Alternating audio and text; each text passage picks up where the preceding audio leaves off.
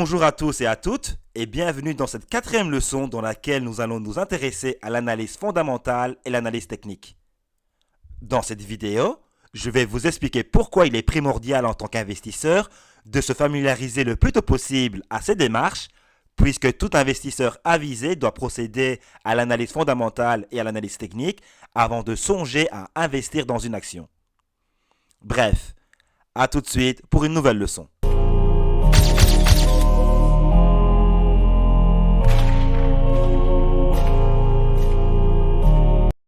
L'analyse fondamentale est une méthodologie utilisée par les investisseurs pour analyser une action. En analysant les données financières d'une entreprise, il est possible pour un investisseur de calculer la valeur intrinsèque d'une action ou encore des ratios financiers. Ces chiffres proviennent de 3 rapports que publie une entreprise cotée en bourse à l'intention de ses investisseurs. Ces 3 rapports sont le bilan, qui résume l'actif et le passif. Donc l'actif résume les ressources qui ont une valeur économique positive pour l'entreprise et le passif résume quant à lui les dettes que l'entreprise doit rembourser. Les fonds propres représentent la valeur nette de l'entreprise. Ensuite, nous avons comme rapport le compte de résultat qui reprend les recettes et les dépenses de l'entreprise. Et enfin, nous avons le tableau des flux de trésorerie qui reprend toutes les rentrées et sorties de trésorerie de l'entreprise. Il s'agit donc d'un historique comptable. En toute objectivité, l'analyse fondamentale n'est pas suffisante pour réussir en bourse. En effet, les informations financières publiées par une société cotée en bourse ne sont que des informations financières à un instant T donné. Des facteurs macroéconomiques comme les taux d'intérêt ou encore l'inflation peuvent impacter les marchés financiers. Et si vous n'avez aucune base au niveau de l'analyse technique, cela risque d'être problématique. Alors, l'analyse technique est une méthode accessible à tous.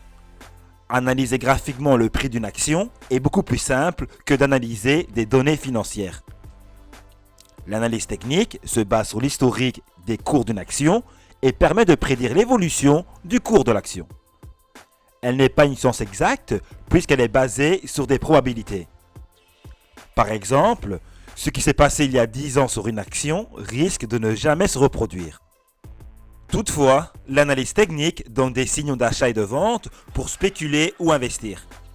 Il existe une multitude d'indicateurs techniques et selon moi, il est primordial de limiter le nombre d'indicateurs pour optimiser votre prise de décision. Pour votre information, certains indicateurs tels que les moyennes mobiles, le volume, le RSI, le nuage d'Ishimoku ou encore les retracements de Fibonacci sont utilisés par la majorité des investisseurs et des traders. En bref, l'analyse technique est plus simple à utiliser que l'analyse fondamentale et est surtout plus pertinente. Pour conclure, il est important de pouvoir combiner les deux méthodologies pour garantir vos chances de réussite.